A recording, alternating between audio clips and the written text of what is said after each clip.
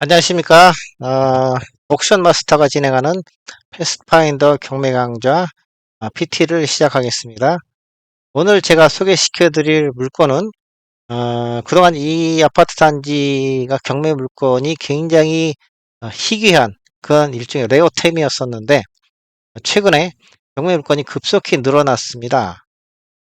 굉장히 특이한 상황이 벌어지고 있고요. 근데 이 아파트 단지가 그렇게 좀 아주 그 가치가 떨어지는, 퀄리티가 떨어지는 그런 아파트 단지가 아니고, 어, 역세권과 숲세권을 두루 갖춘 아주 거주하기에 아주 훌륭한 그런 아파트 단지입니다. 그런 의미에서 제가 요 PT를 준비하게 됐습니다. 자, 시작하겠습니다. 이 아파트 단지는 버들치마을 성복 힐스테이트 1차입니다. 경기도 용인시 수지구 성복동 771번지에 위치해 있고요. 이 아파트 단지는 총 645세대로 구성이 되어 있습니다. 총 12개 동이고요. 16층에서 20층까지 있습니다. 102평방미터, 125 타입, 135 타입, 157 타입 이렇게 네 가지로 구성이 되어 있고요. 102 타입과 125 타입은 세대수가 그렇게 많지가 않습니다. 대부분의 세대수는 135 타입과 157 타입이 차지하고 있습니다. 사용 승인일은 2011년 7월입니다. 지금으로 기준한다면 한 12년 조금 더 지났죠? 13년까지가 아직 안 됐고요. 그러니까 비교적 그렇게 그 준공 연도가 많이 경과하지 않은 준신축이라고 할 수가 있겠습니다.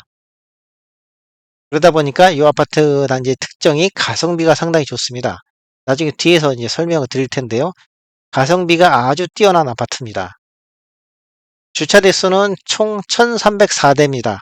세대당 2대가 조금 넘죠. 건설사는 역시나 현대건설에서 시공을 했습니다. 어, 난방은 지역 난방이면서 열병합 발전이 되겠습니다. 현재 이 아파트 단지에 진행 중인 경매 사건은 총 7건이 진행이 되고 있습니다. 135 타입이 5채고요. 157 타입이 2채가 진행이 되고 있습니다. 이 2채 중에서 한 채는 이미 낙찰이 됐습니다. 3월 26일인가요? 그때 아마 낙찰이 됐습니다. 또 뒤에서 자세하게 설명을 드리겠습니다. 버들치마을 성복 힐스테이트 1차 PT는 총 3개의 챕터로 구성을 하겠습니다. A 챕터는 단지 소개 및 입지 분석을 해드리겠습니다. B 챕터는 교통 및 주변 인프라 분석으로 구성되어 있습니다. 그 다음에 C 챕터는 매매 및 전세 데이터를 갖다 분석을 해봤고요. 그 다음에 최근 낙찰 사례도 같이 한번 분석을 해봤습니다. 자, 버들치마을 성봉 힐스테이트 1차가 되겠습니다. 입지 분석 및 단지 소개를 해보겠습니다. 그 지역의 그 지도를 제가 좀 크게 한번 따와봤습니다. 위치는 요 성봉역에서 좀 떨어져 있는 요 지역이 되겠습니다.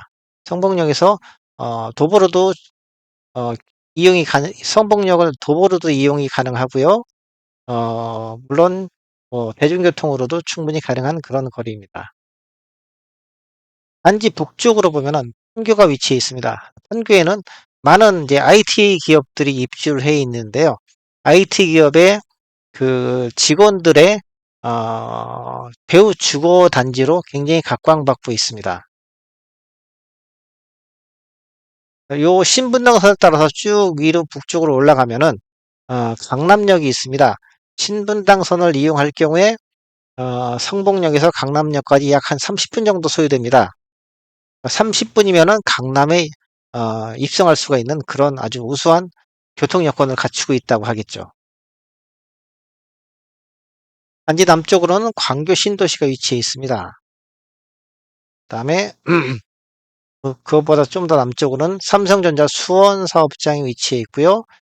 그보다 더 남쪽으로는 삼성전자 화성 사업장이 위치해 있습니다. 그다음에 그 광교 신도시 좌측으로는 경기대학교 수원 캠퍼스가 위치해 있습니다. 그 밑으로는 아주대학교가 있고요. 물론 이 아주대학교 옆에 아주대병원도 같이 위치해 있습니다. 그다음에 전철로 두세 정거장을 가게 되면은 분당 서울대병원이 위치해 있습니다. 그래서 병원 수요가 발생할 경우에 아주 편리하게 분당 서울대병원이라든지 아니면 아주대 부속병원이라든지 이런 그 병원 시설을 이용할 수 있는 그런 위치가 되겠습니다.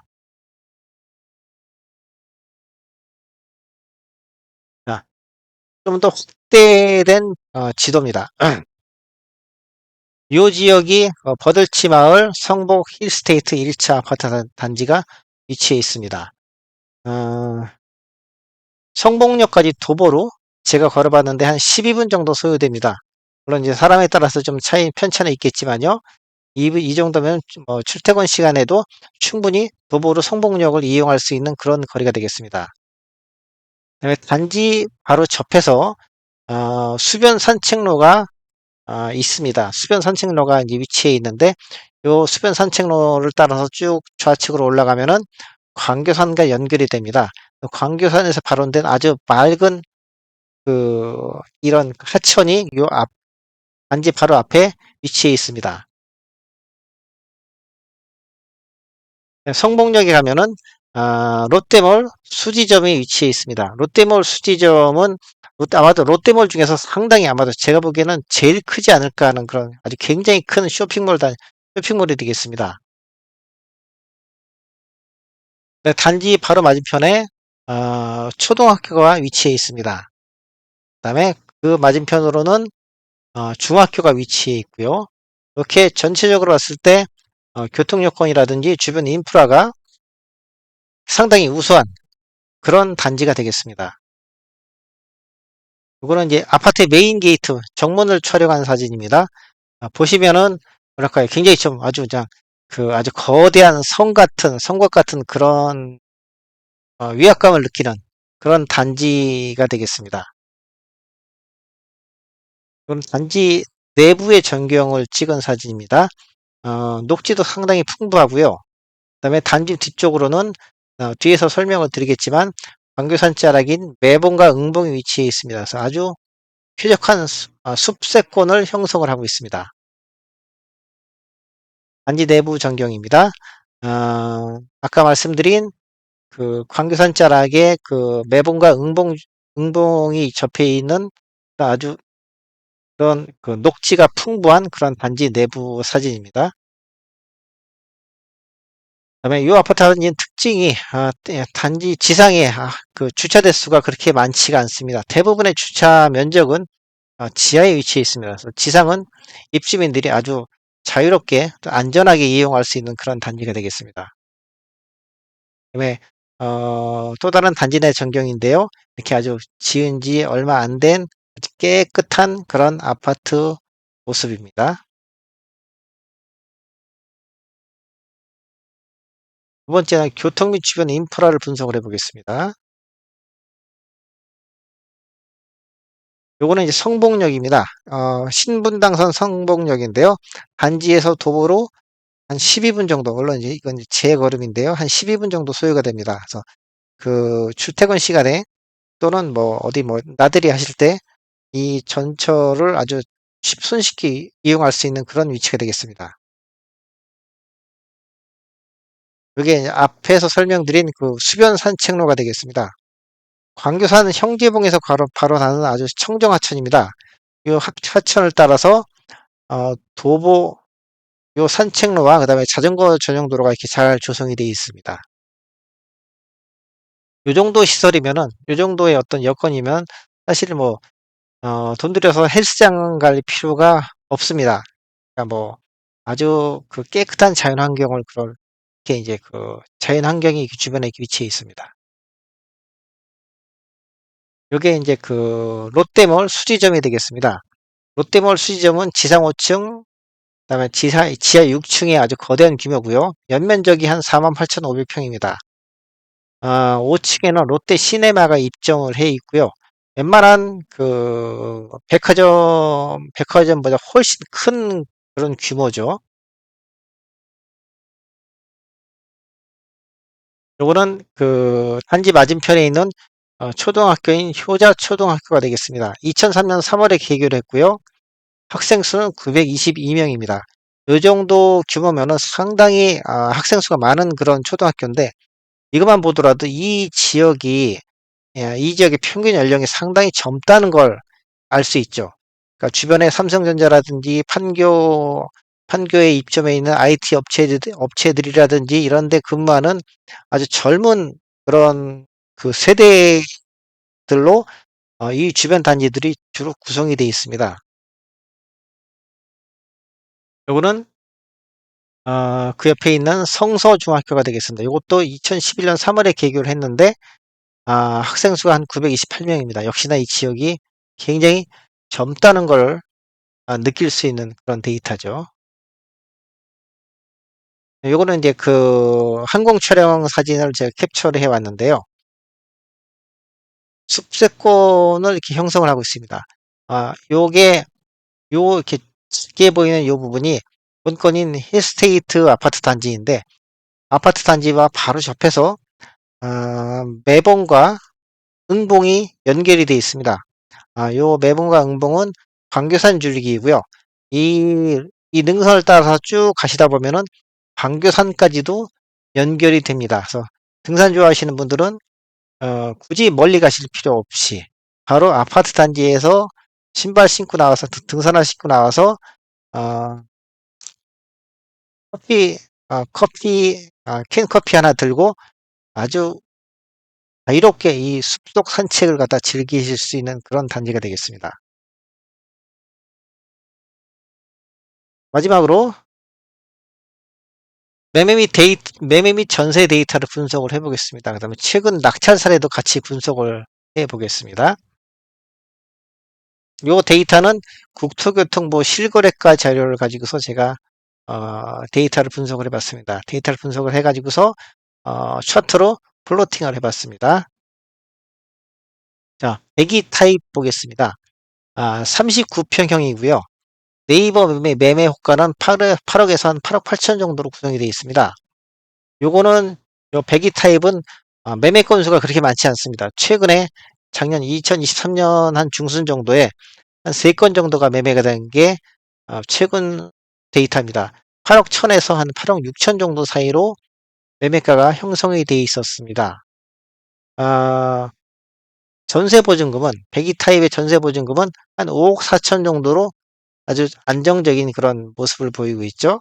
그래서 갭 투자를 생각하시는 분들이라면 요 중간 정도 선과 요 숫자를 갖다가 생각을 하시면은 갭 투자에 필요한 금액을 산출을 해내실 수 있을 겁니다. 다음으로는 125 타입이 되겠습니다. 자, 125 타입을 보겠습니다. 47평형이고요. 네이버 매매 호가는 9억에서 한 9억 9천 정도가 레인지로 잡혀 있습니다. 이것도 매매 건수가 최근에 거의 없었습니다. 2021년도에 매매된 게 마지막이었는데 그때 상당히 높은 금액의 매매가 됐습니다. 전세 거래는 최근에 꽤 좀 있었습니다. 한 5억 4,500에서 한 6억 정도로 전세 거래가 형성이 되어 있습니다. 다음으로 135 타입을 보겠습니다. 135 타입이고요. 51평형입니다. 네이버 매매 효과는 9억에서 11억 정도로 형성이 되어 있고요. 요 135 타입은 4월 26일자에 8억 9,900으로 1차 경매 진행되는 물건이 하나 있습니다. 8억 9,900이니까 평형으로 환산해 보면은 평당 약 한 1,760만 원 정도가 되겠죠. 물론 이 금액이 뭐 높다고 할 수도 있겠지만 최근에 서울이나 수도권에서 분양이 되고 있는 평당 3천만 원 정도의 분양가를 생각을 하신다면은 가성비가 상당히 뛰어난 그런 단지가 되겠습니다. 매매 시세는 한 8억 5천에서 8억 9천 정도의 레인지가 형성이 되어 있습니다. 요 8억 5천 800건수는 요거는 1층 물건입니다. 그러니까 요것도 그 카운트를 하셔가지고서 매매 시세를 갖다가 생각을 하시면은 도움이 될 겁니다. 그러니까 8억 5천에서 한 8억 9천 정도의 최근 매매 시세로 생각을 하시면 되겠습니다. 전세 시세를 보겠습니다. 전세 시세는 최근 전세 시세는 한 6억에서 한 6억 6천 정도로 레인지가 형성이 되어 있습니다. 갭 투자를 하실 생각, 갭 투자를 하실 분이라면 요 전세 시세와 앞에서 설명드린 요 매매 시세를 감안하신다면은 필요한 자금이 얼마 정도인지 선출이 될 겁니다. 그다음에 157 타입을 보겠습니다. 157 타입은 최근에 그 8억 6,100에 106동 15층인데요. 8억 6,100에 낙찰된 사례가 있습니다. 총 21명이 응찰을 했고요. 굉장한 경쟁률이죠. 평당 단가로 환산을 해보면은 평당 약 한 1,540만 원 정도입니다. 이 정도면은 어, 가성비 면에서는 아까 앞에서 말씀드린 강남 접근성이라든지 숲세권, 역세권 같은 그런 요인들을 감안을 해봤을 때 가성비 면에서는 아주 좀 우수하죠. 이 금액이, 이 단가가 나중에 경매 물건이 더 폭증한다면 더 떨어질 여지도 있습니다. 매매 금액은 한 9억에서 한 9억 5천 정도의 레인지가 형성이 되어 있습니다. 전세 시세를 보겠습니다. 전세 시세는 6억 6천에서 한 7억 5천 정도의 레인지를 형성을 하고 있습니다. 그래서 갭 투자 하실 분이라면은 요 금액과 아까 앞에서 설명드린 매매 금액을 고려를 하신다면은 필요한 금액을 산출할 수가 있습니다. 마지막으로 현재 진행 중인 경매 사건을 말씀을 드리겠습니다. 135 타입이 5건이 있고요. 157 타입이 2건이 있습니다. 157 타입 2건 중에 한 건은 앞에서 설명드린 대로 평당 1,540만 원에 이미 낙찰이 된 사례가 있습니다. 낙찰가율을 계산하면 약 한 91% 정도가 되겠습니다. 91%라고 하면 대형 평형을 감안을 했을 때 아직은 좀 더 떨어질 여지가, 그러니까 이제 한 가을쯤 돼서 경매 물건이 좀 더 많아지게 된다면은 이 대형 평형임을 감안을 했을 때 낙찰가율도 좀 더 하락할 여지가 저는 충분히 있다고 개인적으로 판단을 합니다. 그래서 그 경매에 관심이 있으신 분들은 이렇게 이제 그 경매 물건이 폭증하는, 갑자기 증가하는 그런 단지를 눈여겨 보셨다가 이 낙찰가율과 매매 금액 변동을 잘 살펴보시다가 아주 적절한 시기에 한번 응찰을 해보시는 것도 재테크로서 저는 아주 좋은 방법이라고 생각을 합니다. 135 타입은 4월 26일에 4월 26일자 1차 입찰이 진행이 될 예정입니다. 최저 입찰가는 8억 9,900만 원이고요. 이걸 평으로 환산하면은 한 1,760만 원 정도가 되겠습니다. 그러니까 요 1,760만 원과 밑에 이미 낙찰된 사례인 1,540만 원을 비교를 해봤을 때 아무래도 이번에 이 1차 입찰은 유찰될 가능성이 상당히 좀 높겠죠. 저는 개인적으로 그렇게 판단합니다. 그다음에 그렇게 되면 2차에는 한 1,230만 원 정도의 입찰가가 되는데 요 금액과 요 금액을 비교를 해보시고 그 당시 상황에서 주변 부동산 여건들을 고려를 해보신다면은 응찰 금액을 어느 정도 추산하실 수가 있을 겁니다. 요 물건도 있고 그다음에 이 추가로 지금 진행이 될 경매 진행이 예정이 된 건수들이 많이 있기 때문에 이런 물건들의 경매 진행 상황을 잘 눈여겨보시다가 결정적인 기회를 갖다 포착하시는 것도 저는 상당히 어, 아주 엑셀런트한 재테크 방법이라고 저는 개인적으로 판단을 합니다. 때가 되면은 제가 또 이런 걸 갖다 또 경매 사례를 갖다 분석을 해가지고서 다시 또 유튜브에 올려드리도록 하겠습니다. 자, 오늘 강의는 여기서 마치겠습니다.